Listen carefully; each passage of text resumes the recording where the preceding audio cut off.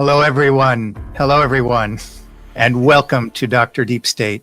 We have a segment today entitled Fátima, Reality Hijacked. And we have a very special guest today. It's one of the leading authorities on Fátima, but in particular on one of the great deceptions surrounding Fátima. And that is Dr. Peter Chojnowski. Hello, Doctor. I'm delighted to have you on the show with us today. I hope you're doing well. Yes, I'm doing well. Thank you. And great to be on your show and looking forward to our conversation. Excellent. So I don't know how familiar people are with this concept. I did notice I'm doing an article this week. You're also a participator on the Secrets of Fátima, and you're writing articles over there. So I've been thinking about some of the implications of this.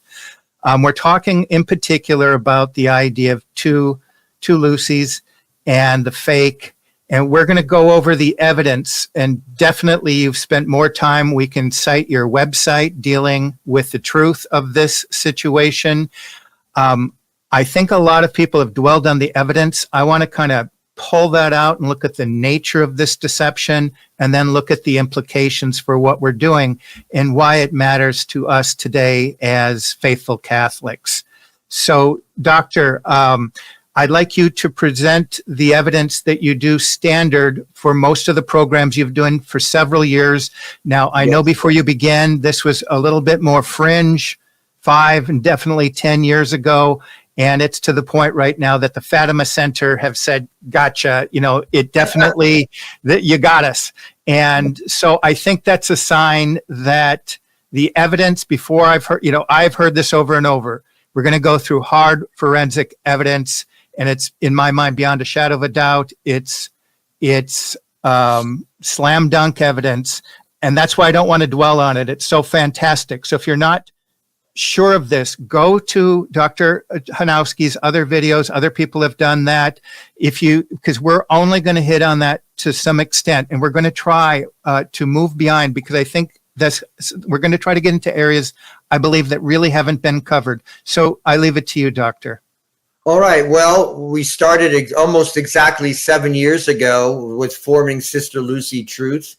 There was a challenge presented to me by a friend at the Fátima Center. We both worked with the Fátima Center, and looking at the articles by Dr. Marian Horvat that were done in 2006 even. I hadn't seen them actually until 2017. So when I looked at those articles, a few articles she did, presenting the idea of a fake Sister Lucy, I said to myself, well, this has got to be resolved one way or another. If Sister Lucy dos Santos of Fátima was not the same person as appeared with, if the real Sister Lucy of Fátima, the seer of Fátima, was not the same person that appeared with Paul VI and John Paul II and later on into the 21st century, this is a huge deal, and it has to be brought forward to the public. Of course, I hadn't even thought of the concept until 7 years ago. And then then there was a challenge presented. Well, do it scientifically. Look at it from a scientific perspective, not a theological perspective, because theological perspective, you're going to fall into the morass of, contradictory opinions. And this is clearly just a matter of forensics. This is a matter of, if we, being a philosopher, using philosophical terms, ontology. Is this person the same person as this woman who appears later? Are they the same person? Do they have the same act of existence, as we Thomists would say? And so we began to hire private investigators. We began to present our collective material first, pictures and videos and handwriting samples, and present all that evidence to experts who are really at the top of their field. One was a Guinness Book of World Record forensic artist who had identified thousands of criminals based on her forensic art and facial reconstructions, skull reconstructions, and then facial reconstructions, and also plastic surgeons, oral surgeons, dentists, even mathematicians and statisticians to look at the various aspects of the face, and handwriting experts to look at the various letters, the signatures that we had records of from the past and the present, to see if this woman was the actual same woman as, saw the miracle of the sun and was Sister Lucy of Fatima through the 1950s. Was the woman that appeared first in 1967, was that the same woman? And also facial recognition, the superfacial analyzers, this is a new science, people who can look at faces. Some people can't remember faces at all. That's an extreme case. Some people have this expertise in analyzing faces and remembering faces. We submitted our material to them also at the University of New South Wales in Australia. And as the years went by and as our reports came in, also using the latest in facial recognition technology, as these reports came in, we were forced to make the judgment that these were two different women, and they were recognized as such by these reports. There was always, and what's interesting is that the experts themselves were surprised at the situation. Why hasn't someone done this in the past? Why haven't people recognized this in the past? Because for them, after after analysis, they saw it as completely evident that these were two different women. So we're forced to recognize, and we're still ongoing with various scientific reports. We want to get a forensic scientist who focuses on anthropology and looking at the anthropological aspect of the evidence. So this is still ongoing, but we're also at the point of the investigation where we have to recognize that these were two different women. One, an actual woman, the actual seer of Fatima, Sister Lucia dos Santos, who was a Dorothean nun in the 1940s and 30s, and then entered the Carmelite order in 1948.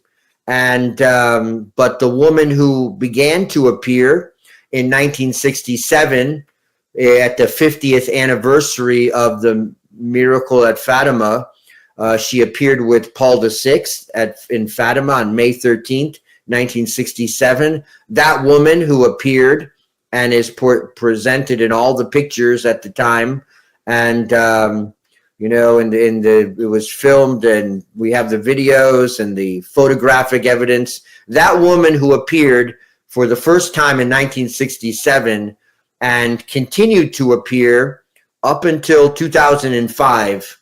That woman is an imposter, not the real Sister Lucy, and we're at the point of people recognizing that fact. Even the Fatima Shrine in Portugal had to send an interviewer to the Carmelite convent of Coimbra to try to ask them about this question of whether there was a fake Sister Lucy. And of course, they laughed it off. But by the very fact that they have to ask the question, it's an important breakthrough for us. And again, we've always wanted to approach this in a scientific way because it's a question of biology and ontology, right? Whether these people are whether the women portrayed is the same woman from 1917 to 2005, or whether they're different women.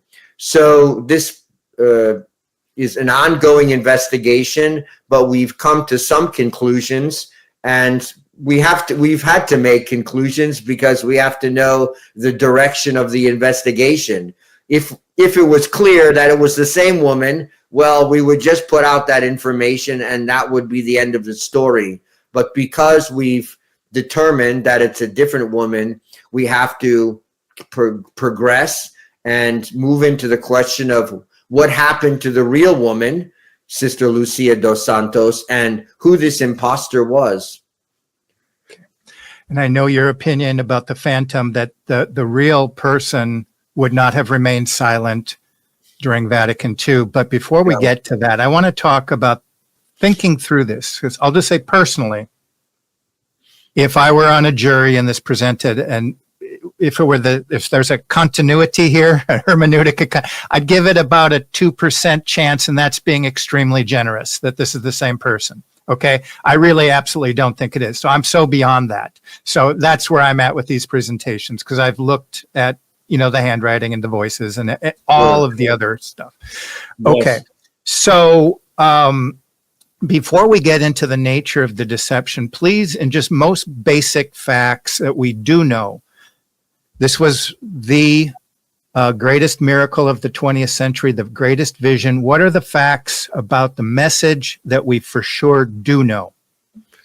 Well, we do know that this apparition that lasted from May 13th, 1917 to October 13th, 1917, and that was sealed with divine approval and evidence by the miracle of the sun that happened on October 13th. We do know that the Blessed Virgin Mary was very adamant about revealing to the world the need for repentance, because mankind had strayed far from God. Mankind was at a critical juncture.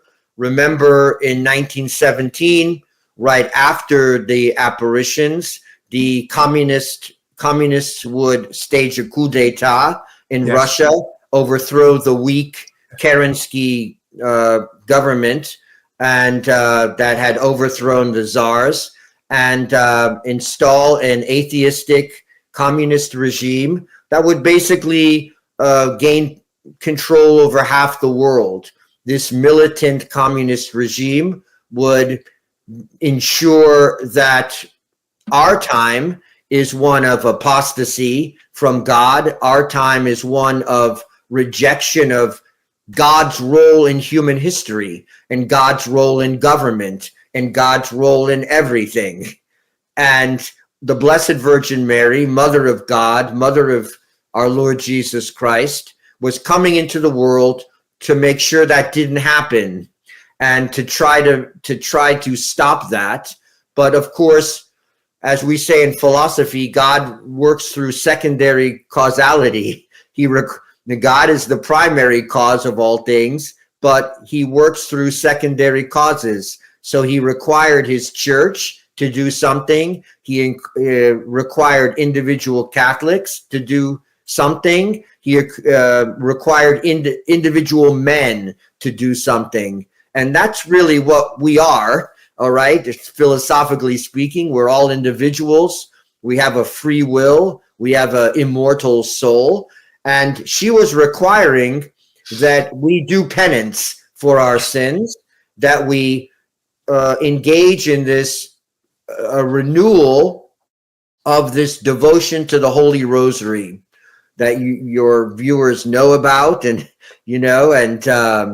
this is what the greatest private devotion in the church, this constant prayer and meditation on the various mysteries of our Lord's life. She said that should be prayed every day. She also indicated that the brown scapular should be worn, indicating that, we are squires of Our Lady. We are dependents on the Mother of God, and we We work for her. We put ourselves under her sway and her influence.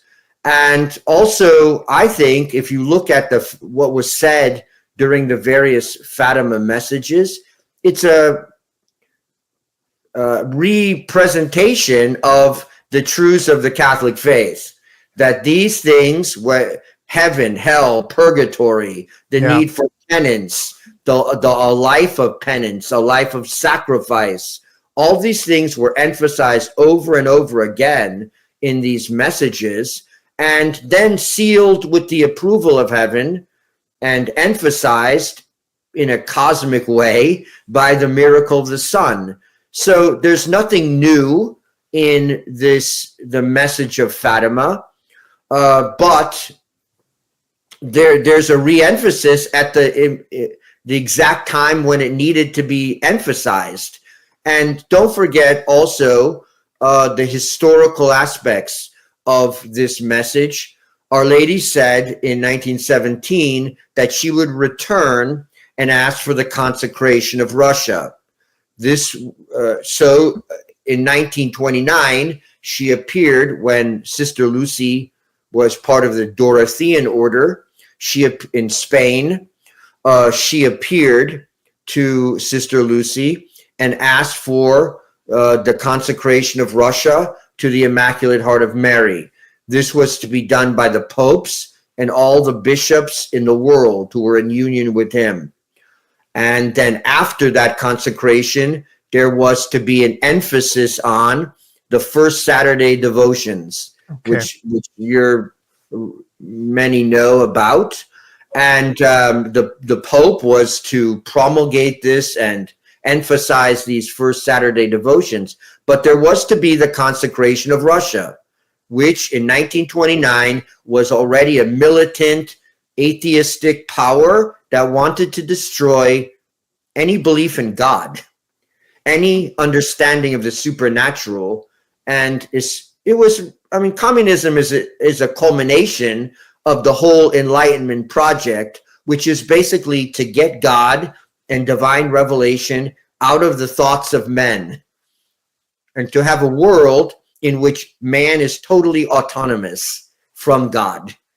And this is what communism was, the culmination of that effort and that ideology.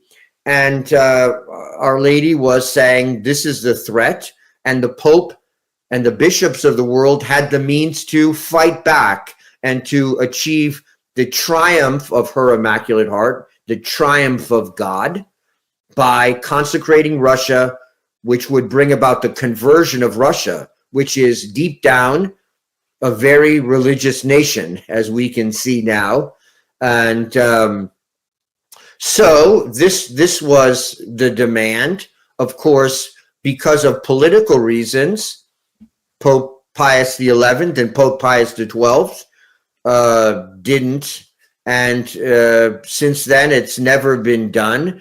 They did not consecrate Russia. It was supposed to be done, say in 1930. It wasn't done, and it's never been done adequately and never been done correctly since then.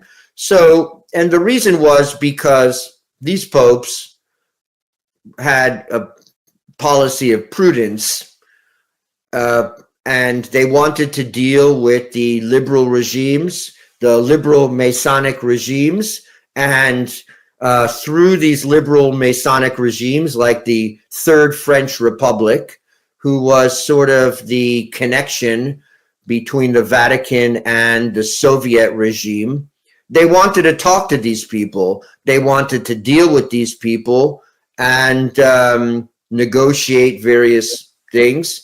So it was found too imprudent, and that's a tragedy. And you refuse the demand of heaven, which they both, Pius the 11th and Pius the 12th, recognized. And all those, and afterwards, we've never had a true pope that's truly consecrated Russia, as Our Lady has asked. So we have war now. Of course, we have the most dangerous situation in Russia with regard to Russia and Ukraine that we've ever been in, I believe.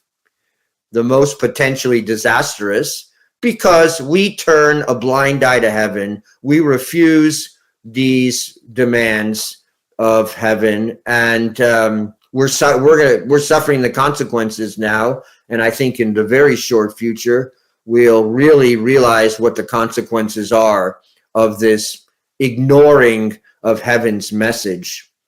So, I mean, there's so much packed in there, but this has global implications. Fatima has global implications and also ecclesiastical implications. What was the third secret that was supposed to be revealed by 1960?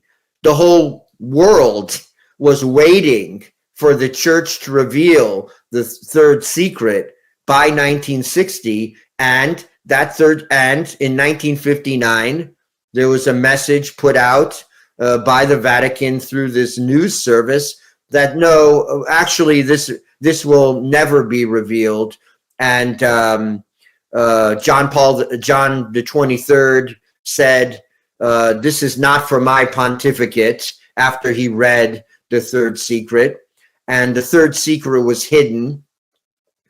And I believe, based on what I know and contacts that I've had with Father Gruner, personal contacts, him telling me many times that this third secret is about the apostasy in the church, of churchmen and of an organization that was meant to spread the faith. Now you have an organization that's spreading ideas that are, and doctrines that are antithetical to the faith. How can that be? And we faithful Catholics have to suffer that apostasy, and apparently, from what Father Gruner always told me, and what Cardinal Ciappi and others have mentioned, that the apostasy in the church, according to the third secret of Fatima, is coming from the very top, which means the papacy. There are those who claim the papacy, and that message, that third secret of Fatima, was not revealed in 1960. Surely this has to be involved in the disappearance of Sister Lucy dos Santos, who was charged specifically with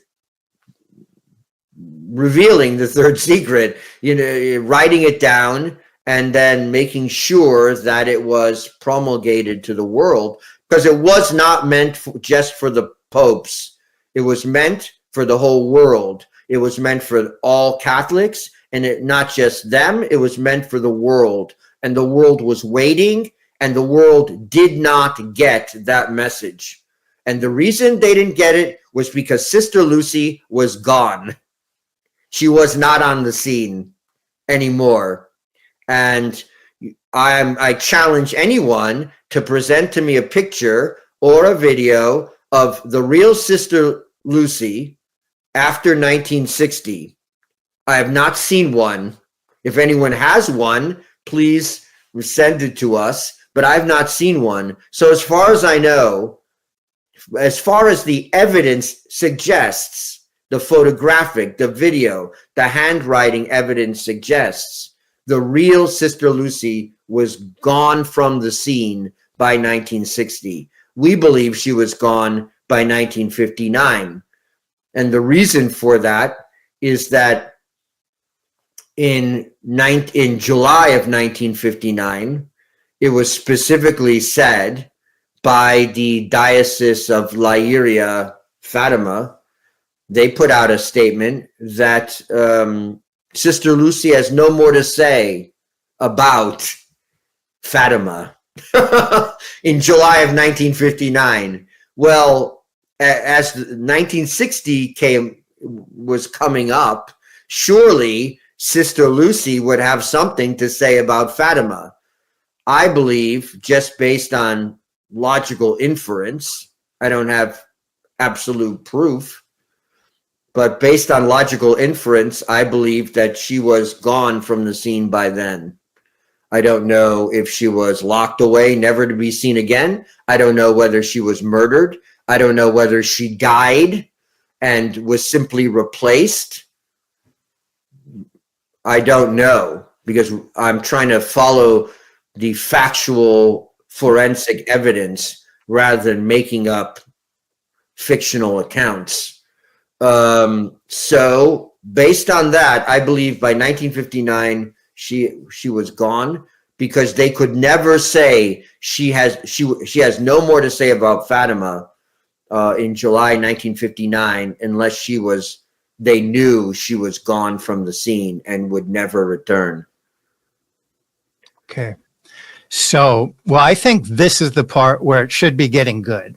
So I remember I was going to say something different. This popped into my head after I can compare this to a lot of scripted realities or hijacked realities. JFK, 9/11, COVID, October 6+1, Ukraine, things that we're dealing with right now that are huge. Look what we've been through the size of the deception. So in some ways, this fits into just a giant deception where some people go, yeah, I know. And so what do? I remember George Bush, after one of these events, where these are the people that pulled it off, are invested in the Carlyle Group and Halliburton. And I mean, the audacity to sit there and be all invested, just like the current guy got all invested in the pharmaceuticals before he pushes it, and putting these level of lies on us. And I think the Vatican was doing that to some extent with us. But George Bush would say, just right afterwards, when don't us dare engage in frivolous conspiracy theories. And it's like, wait a minute. Okay, so if we've done the trial, we've looked at the forensic evidence, now we do have to kind of make sense of this. We could just say it doesn't matter, take our advice, we need to pray our rosary, we need to increase our devotion, that's all important. But I suppose one thing we can do is look at the totality of scripture and tradition and all of the approved apparitions and kind of come to some general directions. One thing that strikes me is when we look at all these events, I just mentioned JFK, 9/11, that there's a certain group, there's a certain enmity between the church and the people that are pulling this off. And one of the questions I have is, we know she demanded the consecration to Russia. The expression, the heirs of Russia, I don't think was actually revealed. So a lot of ink has been spilled on what is the third secret, and people can go round and round.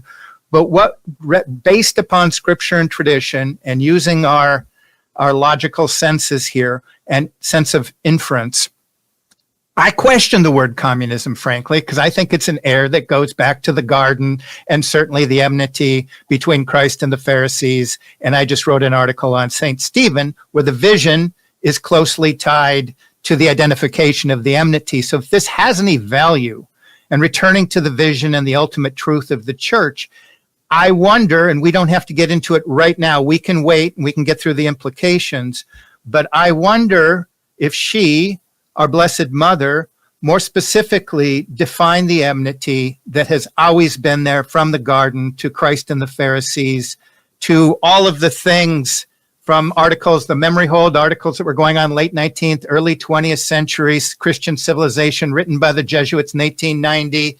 Our friend right here, he did this in 1930, identified an enmity. He said, if faithful Catholics can't start doing this. And I'm just wondering if we can start pulling some of this together with that challenge of she, our Blessed Mother, would have most certainly been bold enough. And I'm not saying it wasn't. I can see how modernism is the synthesis of all heresies, and so is communism. But at the root of it is an ancient and historical hatred for Christ and his church. And do you think, let's start with this, do you think the actual term, do we know that was disclosed, the heirs of Russia, was that the actual term used by our Blessed Mother? Yes, as far as I know. Yes, absolutely. Yes. But it didn't necessarily use the word communism. Communism was not necessarily the word. That was... No. Okay. Communism wasn't the word. but just because of what happened afterwards, because communism became the ideology, but of the Russian regime, and in late 1917. But of course, packed into communism and surrounding communism, there's atheism, and there's also this anti-Christendom ideology, as that you mentioned, and this base materialism. So all those things, and even though you may have communists rejecting the name, leftists or anti-Christian individuals rejecting the name, they reject the name, and yet the reality is still there. The ideology is still there. That anti-Christian hatred of that hatred of Christendom that existed in the past is still very much there. And probably you can say that we're more secularist than the world was when communism was fully officially flourishing in the 1930s and 40s and 50s and 60s and 70s. We're more secularist, we're more materialistic than we were then. So there's many ideas packed into the whole idea of communism and the errors of Russia. But I think, we have to ask our question, who did this? Well, I think it's one and the same as the same mob that was behind the French Revolution, and we can go on and on. I think it's the same group with the same agenda of creating a new order of things and upsetting the old order. Yeah, and we've had testimonies about what was going on at that time, and obviously there's a lot of dark elements because, let's just face it. Who could have taken out the real Sister Lucy, the seer of Fatima, the one charged with revealing the third secret and the other two secrets, and also the one who testifies to the truth of the apparitions and the message? Who could have done this? I'll throw out an idea.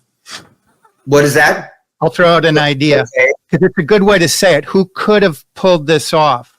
Yes. Because who are the architects? Who are the literal architects of Vatican II? And who are the literal architects of Nostra Aetate? And who could have pulled off something like JFK? Who could have? I can go on and on if you get the idea. Logistically, what group in the world is organized and has the agenda and the resources and the will and the drive to pull something off? And it comes back to the same organized group. So I can't see any other conclusion that fits all the other points. And I'll leave it at that. That's what I think. And I think she actually said that error. There would be a perennial error. It's the actual enemies of the church. And she identified that using the word communism or brotherhood of man or Masonic. I guess it doesn't matter, but I've heard it suggested to me that she might have literally used the word, synagogue, but we'll leave that for a moment because we can get into some of the implications with the hierarchy and what do we do today. And I'd like to get your suggestion. I'd like to go one for a couple of them. Something popped into my head, and I hope it's not frivolous today, but I was just meditating on what does this mean for us today? And this might be crazy, but I think God speaks to us in typology. And I was thinking about another great vision that I was reading about this morning. Of course, that's Juan Diego and Guadalupe. And I think there was an error that took place and there was a chastisement. The heretic that he was, Martin Luther, actually identified in Rome a lot of sin. And I think the Medicis had created this Renaissance culture that looked beautiful on the outside, but was pagan on the inside, and in fact, to some extent, infiltrated the church. And I think the chastisement was Protestantism. And I think one of the things that happened wasn't necessarily that people got politically involved. So one of the themes I'm wondering here at this age is if we have to detach from earthly solutions, just like a moment when we really have a conversion. We've done it our way and we throw ourselves up. And what there was faithful saints after Martin Luther, because it was a real convulsion in Christendom. And the Blessed Mother came down and did the amazing miracle over in the New World and converted 10 million people in 10 years, or, go figure with the numbers. But this amazing miracle, and how they're connected, I just think, is that it's a moment that we got to dwell on what she did say, because the chastisement is still pending, and it never passed. Communism, I don't believe, ended, and I don't believe that's what it said. And some of the fake things that went up about a shooting of one of the popes is absolutely ridiculous. So whether we stave off a new chastisement or indeed this is something that we need to experience, I do think for the salvation of the church and the restoration of the church, I think we have to find a nut of a perennial truth that has always been there, that was perhaps eliminated with Nostra Aetate, a centerpiece of this takeover of the church. And I'm hitting a lot of pieces there, and I don't expect you to get on any one. But I do think with the Reformation, it was this idea that we can't see it now. We have a papacy, seemingly, and a world that's definitely Zog-controlled, and it seems hopeless. And I think it gives us this hope and faith that when we truly turn to our Blessed Mother, that things will be restored in their own time. And I think this should be a message of not pointing fingers necessarily, because I think that time is over. I think it needs to be a time of complete release, and to some extent, a detachment from the affairs of the world in order to completely renew our own personal faith in the work that she will do in order to bring in her Immaculate Heart into the world. But I'd like to go through some of the implications. Do you have any feedback of all that? No, I think that, and what we're, from our angle, as an organization, but also just personally, I think the truth is liberating.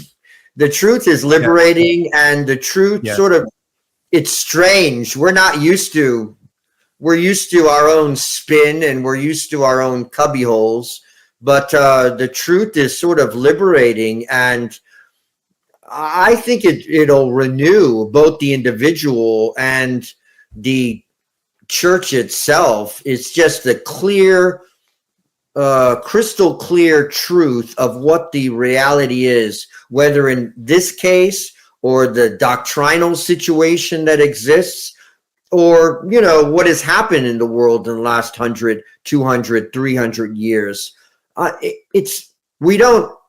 What you talk about, it's not known generally.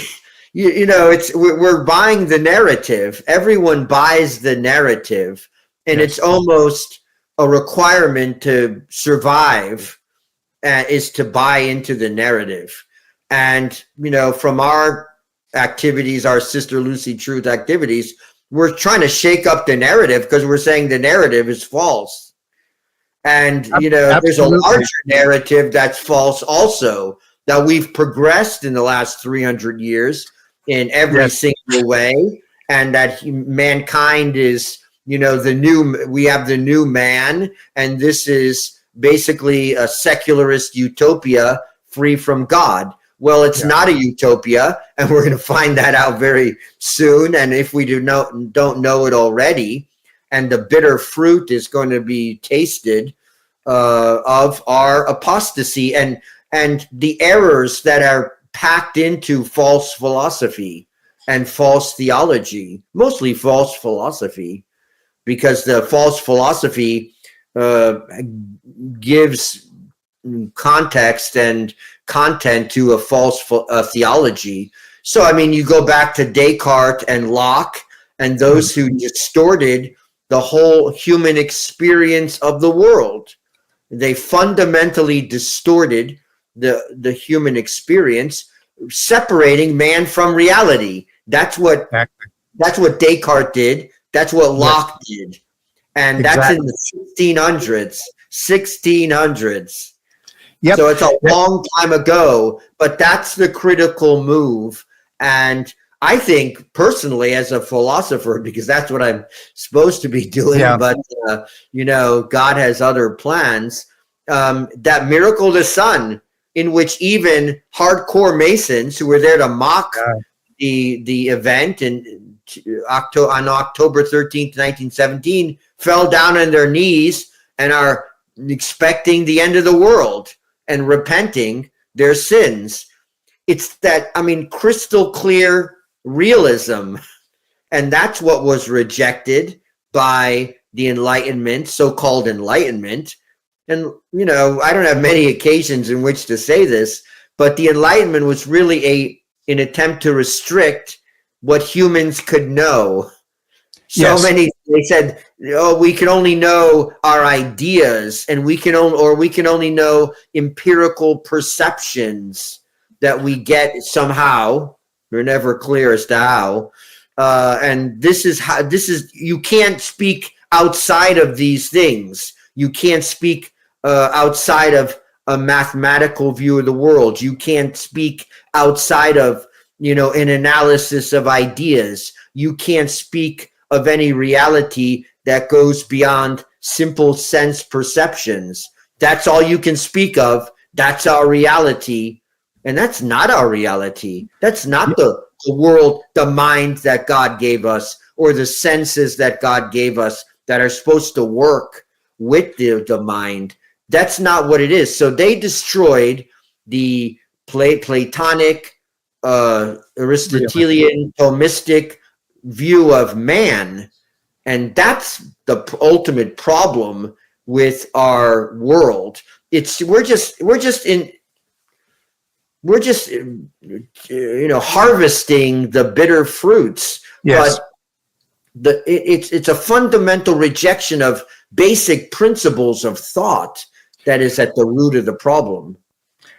I agree, and I think it all begins with Descartes. And what I've said, my running thesis in my books and on the show, is that we need to get back to reality.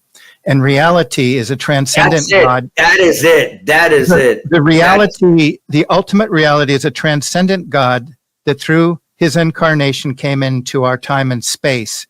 And we apprehend that reality through the church and its natures, which are historical, sacramental, and hierarchical. That's the reality. That's how we approach reality. Yes. Vatican II created a simulation or a simulacrum of that reality. So part of this project, which you're doing, getting into the truth of this, is helping to liberate us from a narrative that allowed for the construction of this simulacrum. I'm not saying it's pure simulacrum. That can come, that can be something even more extreme.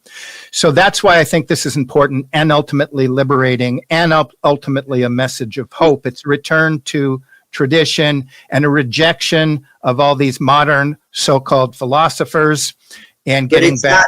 It's not even just because my group says so. That's what's so amazing about these reports by some of these experts. One of them said, well, here's my report and all my 3 reports based on all my experience and professional life and professional judgment. But truly, an 8-year-old could see the difference between these 2 women. Well, I have a photo. I didn't want to go through the photos. I have one obvious one with all the messed up teeth and the other one. And I don't think she went through a series of orthodontists to have all that fixed. And that alone should be enough besides everything else. But I'd like to go through. But it's again, this clear reality that's presented to us, just like the clear reality that what we read about and what we see in the church of the past is not what we see now, and that we point that there's a problem here that's not just accidental but substantial. That's something that more and more people are realizing, and it's through the internet. We can bash it in rightfully so, and in many ways, but it's through the internet that people are coming to the tradition, and understanding, absolutely, which simply means the Catholic faith and the Catholic religion as it's been practiced and believed. That's all it means. And so people are running into this because they're saying, wait a minute, there's this incredible disparity between what is said and done now and what was said and done in the past. and it just happens to be the case, but I don't think it's a mere coincidence, obviously, that the Sister Lucy of the past, who was you've seen the pictures, you know the reality, you know the story. That woman was a saint, no doubt about it. She looks like a saint. She acts like a saint. She looks like she saw the Blessed Virgin Mary, and that Jesus Christ and the Sacred Heart appeared to her, and she had a vision of the Holy Trinity. She looks like a person like that. The new Sister Lucy doesn't look anything like that, and she looks as superficial as does the modern church in the modern age. So we as lay people, we can't consecrate anything to anything in terms of one nation to another. But what we can do is take heed of all of the demands she took upon devotion to her, doing the rosary, returning to the fullness of the faith. So but we do it with a true spirit that it is. Here's the punchline as far as I'm concerned. We do it in a belief and a hope that it's efficacious. If we have part of our head still detached to waiting for these Zio agents, Protestant or otherwise, to do the work, we're in two different realms. We truly have to detach and just truly believe and let go and let her do the work that she can do. And I know that's a hard proposition for a lot of people. They're attached to the Trump deception and other things like that. But I don't want to dwell on that much. But I know that that's our responsibility. So we have to see that it hasn't been done, and that whether it's for our own salvation or for the salvation and the restoration of the church, we need individually to do that. We need to do it with our groups, and we need to spread that information that her warnings are real and they apply to us right now. Absolutely, because Sister Lucy said it herself in 1957 in her interview with Father Fuentes, which was she denied in 1959, supposedly. She said that we cannot rely on the hierarchy. People are not going to be able to rely on the hierarchy to state that we need to do penance, that we need to pray, we need to do penance. We have to do it ourselves. So she was clear, we're going to be sort of wandering sheep without a shepherd. She indicated that way on the day after Christmas, St. Stephen's Day, 1957, when she was still around, clearly. So, and it's true. We have to do it ourselves. If we look to those in the chanceries and in the Vatican to tell us how to live a Christian life, we're going to be worshiping Pachamama and Buddha. So that's okay. Not no doubt. So some of the points you've made, well, some of the obvious ones, and some of these are utterly consistent with other Catholic prophecy. Obvious one is the apostasy from the top. Okay, we can hit on that, but it's kind of obvious. But you've really emphasized that this is fundamentally criminal, what's happened. And so I think it's important to us to kind of see that and recognize it, and then we'll move on with the implications. But I'll let you I think that's consistent with Catholic prophecy. There's going to be an apostasy from the top. A lot of people have trouble coming into the church because they see the apostasy from the outside, or people are leaving. This is a mark of the true church. Yes. I don't think there's an apostasy in the Seventh-day Adventist Church or the Mormon Church or the Jehovah's Witness Church. Right. I think maybe there are in all the churches, they're kind of split over the gay issues or something. But it's the apostasy in the true church. It's been prophesized. It's a validation that this is the true church. It's the center and always been the center of the evil one's attack.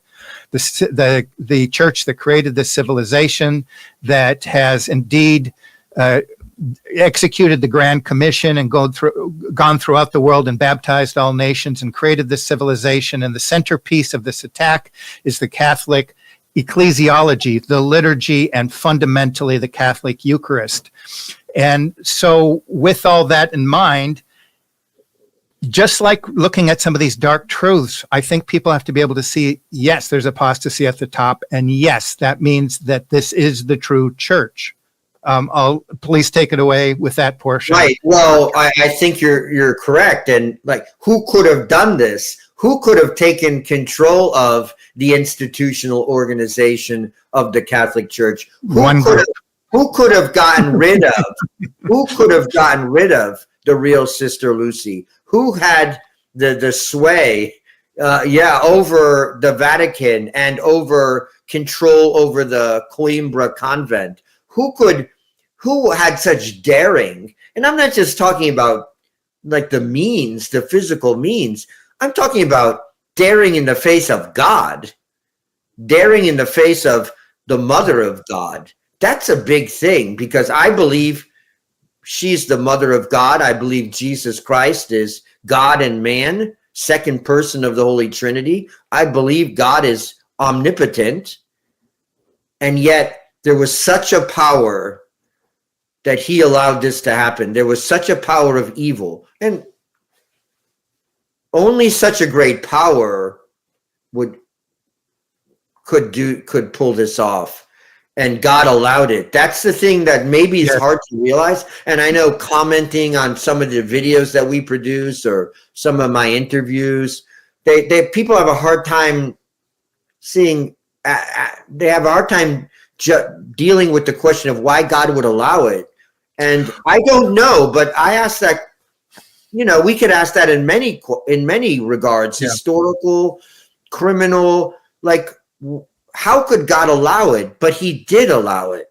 And he always does things for a reason. And I just think because he allowed it, we're talking about a criminality and a darkness that is at a very high level, or very low level, as more properly speaking. But this was part of a plan. She had to be eliminated. And those who would have restored the church, those who would have truly renewed the church, those who would have upheld Catholic doctrine in the face of the world apostasy, they had to be eliminated. And, it's sort of interesting. I don't know if you've seen my Sister Lucy Truth came up with a telegram that was sent to the John Foster Dulles in 1958, in October of 1958, by the U.S. ambassador to Italy. And basically in that telegram, it was October 11th, because I think the Pope Pius XII died on October 9th, 1958. It says in that telegram that there's a big problem. We have sources in the Vatican telling us that these cardinals who don't have a realistic view of the world, quote unquote, in other words, they don't fit in with American foreign policy, like Cardinal Siri and Ottaviani and others, they might get elected Pope. And we don't want this to happen. So someone should really have a word with the American cardinals and to make sure they realize that these men are not acceptable. And and guess what?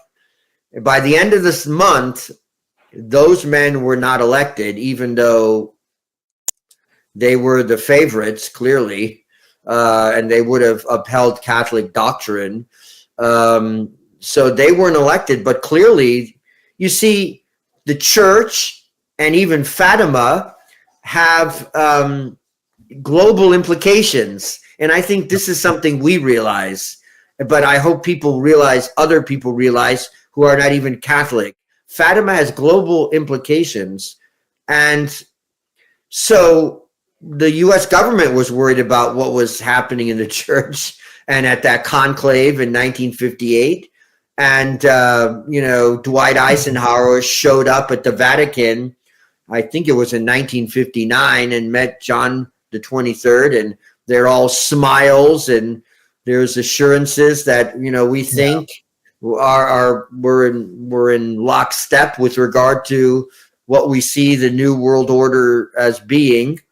So, and basically in Vatican II, the church adopted the Masonic ideology of the U.S. So that's what I think that was the moment with the crazy smoke signals came up. I think that was an indication of a new changing of the guard in the church. In 1958, I'm talking about. No doubt about it. Yeah. People with a totally different mentality. Yeah, I think that was a visual sign that something had fundamentally changed. And about hooking this idea of Fatima up to other great deceptions, or what the book of the Apocalypse talks about, the great deception. You said spiritually, who could have done this? The one that own this deception, that are empowered by the prince of the air, the powers of the principalities of this earth. And yes, God allows this. Scripture tells us that God allows this great deception, and he allowed it in the church too.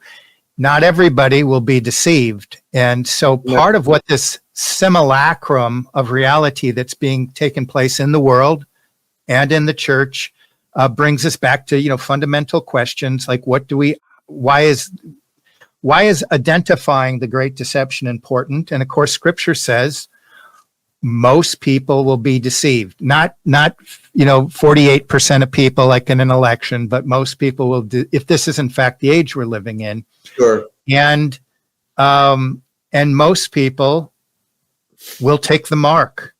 And it's hard for people to really get their heads around. God is going to allow most of humanity to be deceived and take the mark. In fact, Scripture says that he allows or even produces an operation of error.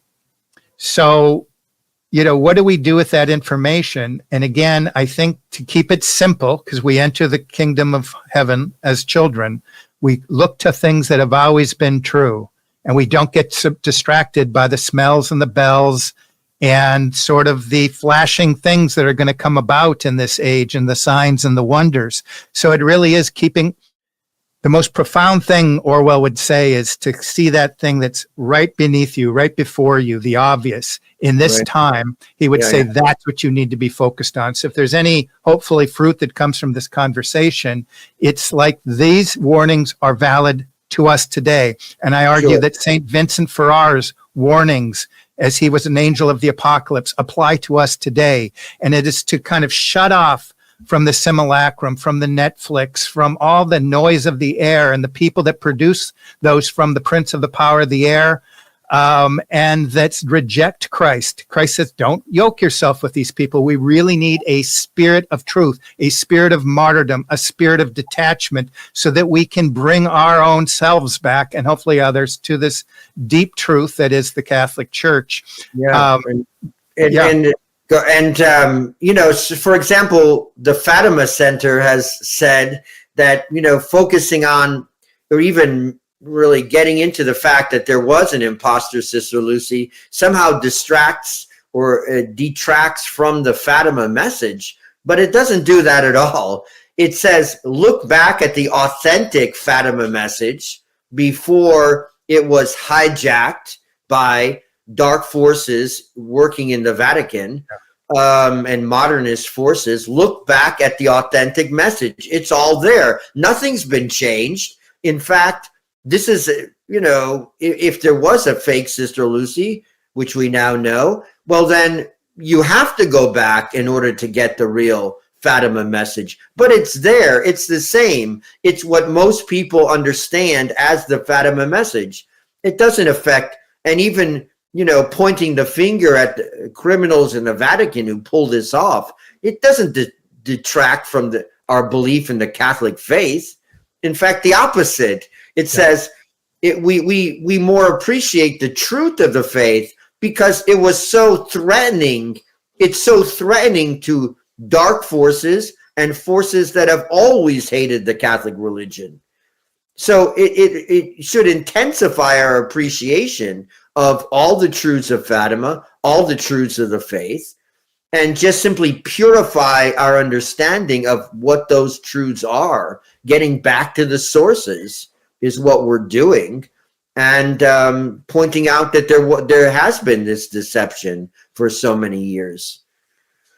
Amen. And what I would say to that, if the word communism wasn't used, it kind of doesn't matter, because from the first century, we've had what the church has battled since the first century. And by the way, we went into this over on Locals this week. It's better than ever over on Locals. I'll put a link, because I think Doctor and I are going to, I think we kind of got the main features here. But there has been really just one shape-shifting Gnostic heresy after another.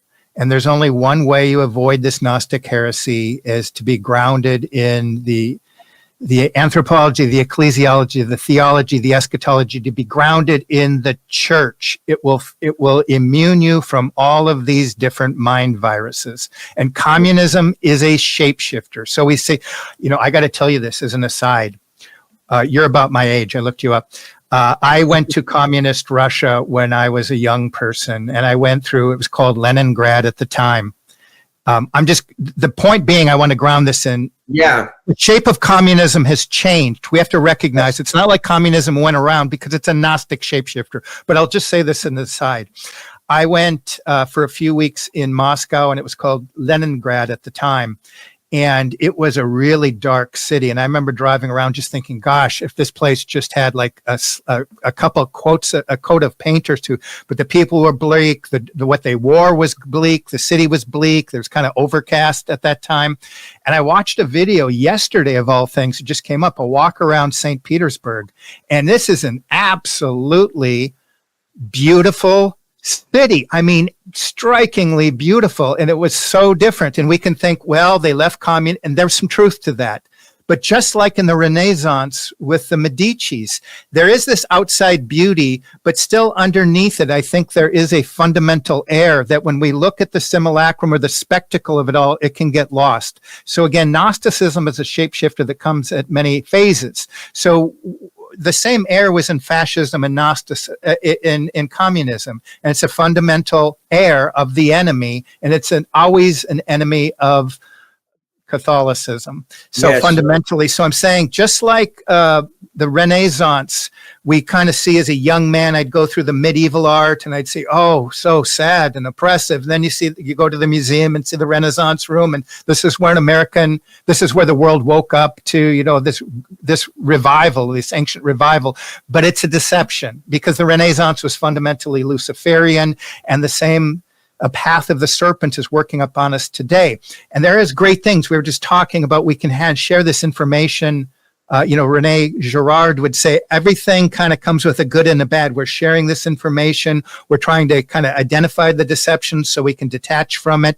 But yet at the same time, this is part of the great deception, is this singularity, is this blockchain of mind and spirit into this new order of things. And I think identifying how the evil one works from the garden, the modus operandi, how Gnosticism has changed shapes and will enter, whether it's Nazism or communism. It helps us realize we can't get distracted around all the signs and wonders that are going to be coming around us.